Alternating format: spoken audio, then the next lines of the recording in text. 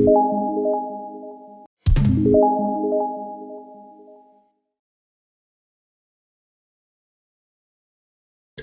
the thermocycler. Today we will discuss about one of the variation in PCR which is known as hot start PCR. The question arises why the variations are required. Variations are required to overcome certain problems in the polymerase chain reaction. So one of the major problem in PCR is non-specific binding, and it is a problem of any PCR reaction. The non-specific binding increases the chance of false result. The primer dimer and the misprime or false prime targets are the major reasons for non-specific bindings. We will discuss about the various reasons for non-specific binding. Now, this non-specific binding is the binding between primer and the template DNA strand. And hot start PCR is a modification of conventional PCR which reduces non-specific binding by limiting one of the reagent until the heating step of the PCR.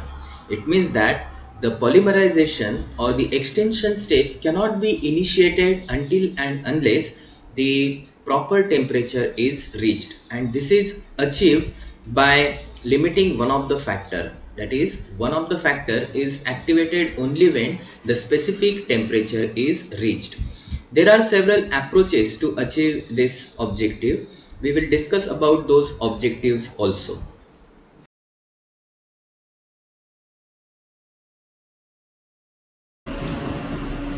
There are several reasons for non-specific binding. Now first we will see why non-specific binding is undesirable in polymerase chain reaction. Because of non-specific binding, there is amplification of template DNA strand from an undesirable start point. As a result, we get the different number of different types of the bands on agarose gel electrophoresis.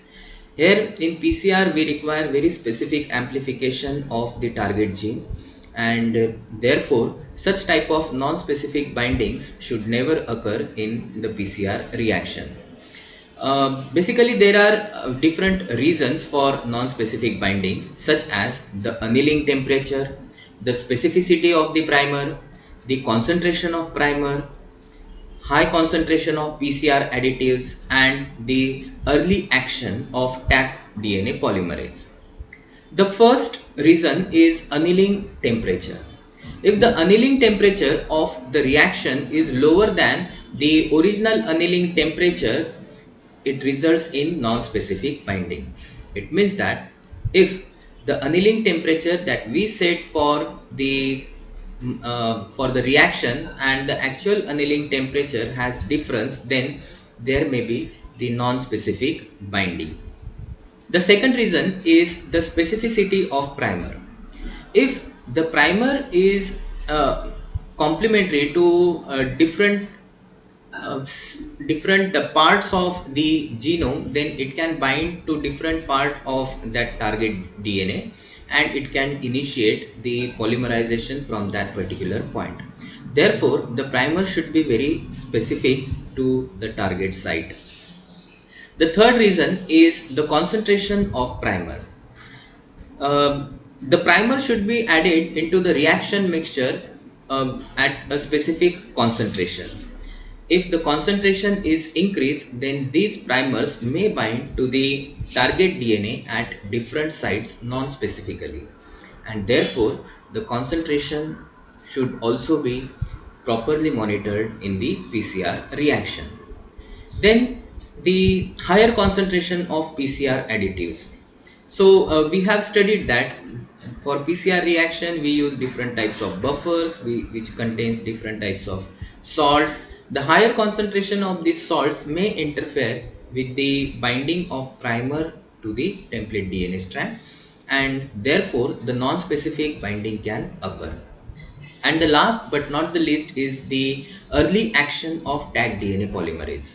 We know that Taq DNA polymerase has optimum temperature of 72 degrees Celsius, but if this tagged DNA polymerase is activated at lower temperature in the reaction mixture, then it can initiate the premature extension of the uh, PCR of the DNA, and hence this is again one of the major factor in getting the different types of bands or different bands on the agarose gel electrophoresis. So 5 reasons are there for the non-specific binding. Number 1, annealing temperature.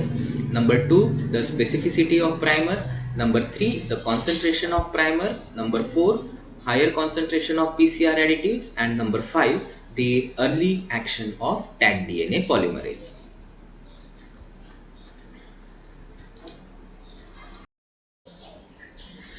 This diagram can easily distinguish between the conventional PCR and the hot start PCR. In conventional PCR, you can see that all the reagents of the reactions are added at once in the PCR tube, and then this tube is subjected for the normal reaction. After agarose gel electrophoresis, we get 3 different types of bands, out of which only one of the band is PCR product, whereas one band is due to non-specific binding and one band is due to primer dimer formation. So this is an error. Whereas in case of the hot start PCR, a barrier is established between the tagged DNA polymerase enzyme and the rest of the reaction mixture by establishing or by creating a wax barrier. Uh, when the reaction mixture is heated at a specific temperature, this wax barrier gets dissolved and the tagged DNA polymerase enters into the reaction mixture, and then the polymerization takes place. It means that polymerization takes place only at higher temperature. As a result, when you perform the agarose gel electrophoresis, you get a single band, and that band is of the PCR product.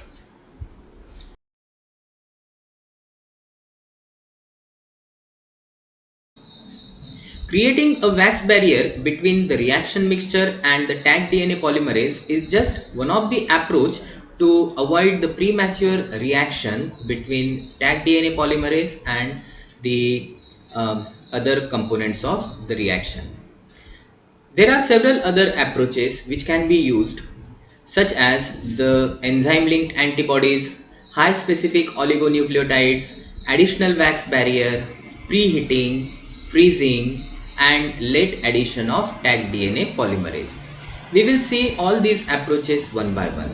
The first one is by using the enzyme linked antibodies. We know that antibodies are very specific for their binding to the antigens.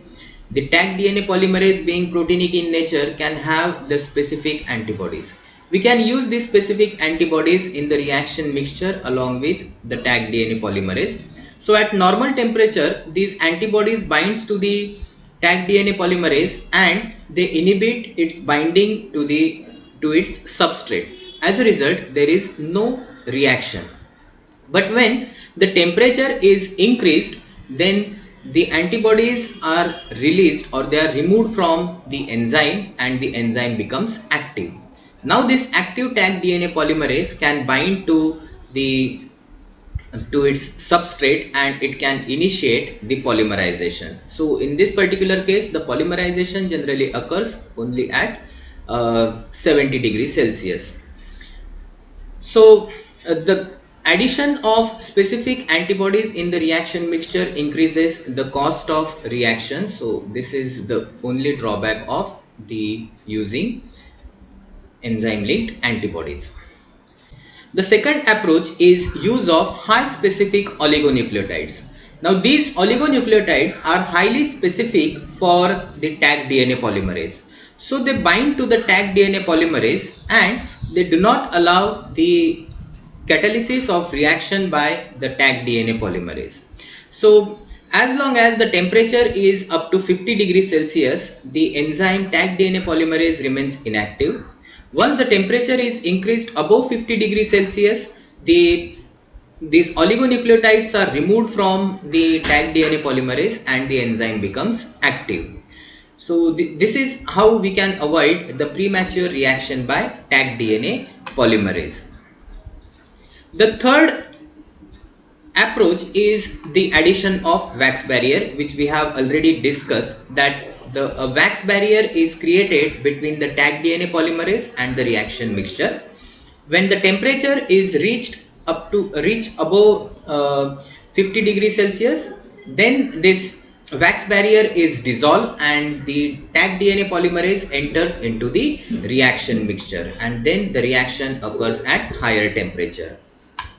The fourth approach is the preheating of the PCR machine.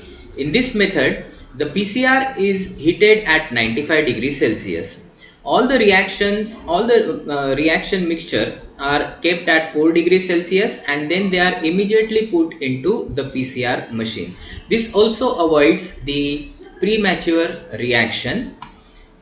The fifth approach is the freezing of PCR reaction. So this is another interesting approach.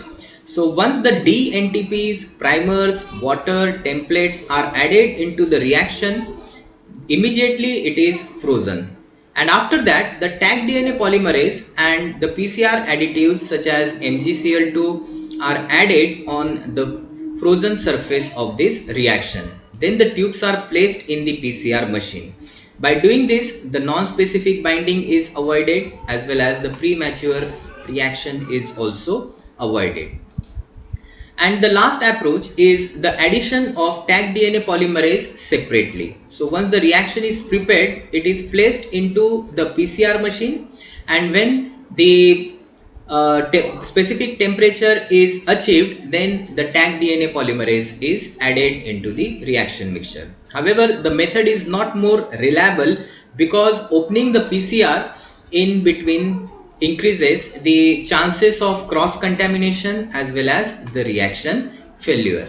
So these are the six different approaches which can be used to avoid the non-specific binding and premature reaction.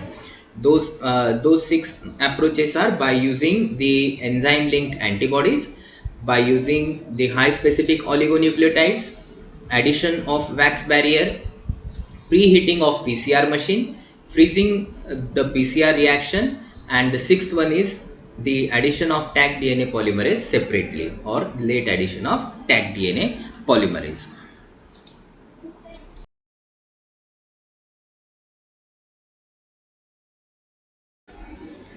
The most important component of hot start PCR is the tag DNA polymerase.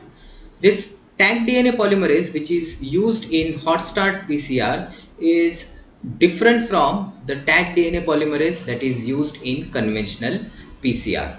This hot start tag DNA polymerase is chemically modified. So what are these chemical modifications? What can be these chemical modifications? These hot start tag DNA polymerase are either enzyme linked, or they are linked with the highly specific oligonucleotides, or they have other chemical modifications. The companies usually do not reveal the secrets of their hot start tag DNA polymerase. So uh, from the 200 units stock of this hot start tag DNA polymerase, 2 unit can be used for a reaction mixture of 30 microliter.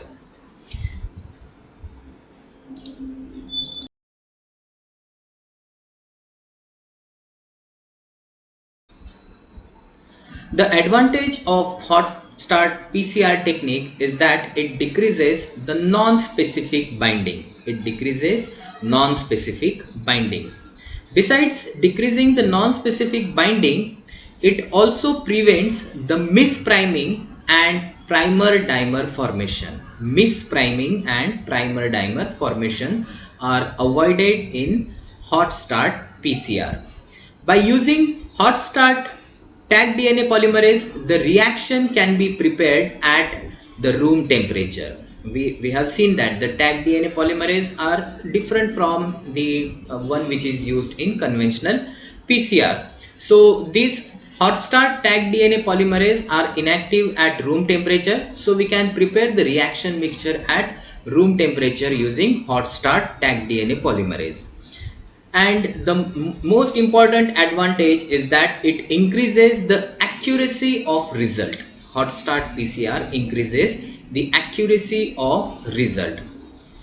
Regarding the disadvantage, the overall cost of reaction is increased due to use of antibodies or the wax beads or use of the special tagged DNA polymerase.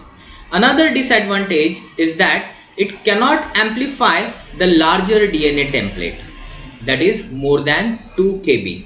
So it cannot amplify the larger DNA template, that is second disadvantage.